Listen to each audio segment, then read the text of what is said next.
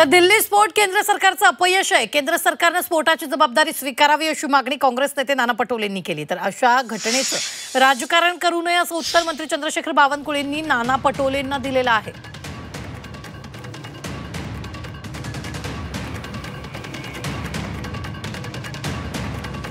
मोदी सरकारचं फेल्युअर आहे।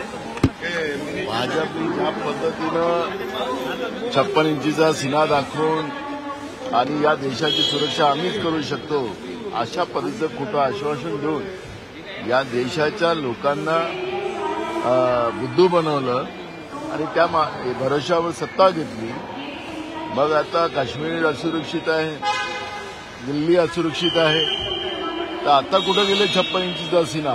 याच्यामध्ये आम्हाला राजकारण करायचं नाहीये। मला भाजपचं काय उत्तर येणार ते आम्हाला माहिती आहे, पण ज्या पद्धतीनं दिल्लीतलंही सरकार यांचं, केंद्रातलंही सरकार यांचं, मग हे आतंकवादी या देशामध्ये आले कुठून?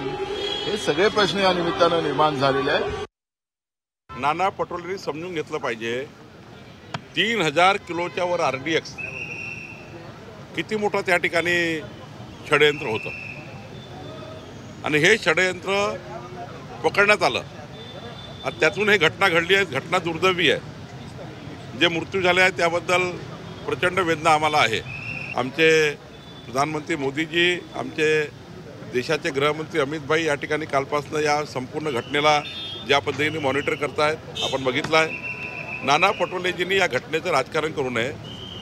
नाना पटोलेजींनी अशा घटनाचं राजकारण करून त्या ठिकाणी या देशाची जी आपली संस्कार संस्कृती आहे, कारण कुठली घटना घडली तर संपूर्ण पक्ष आणि संपूर्ण समाज हा सोबत राहतो।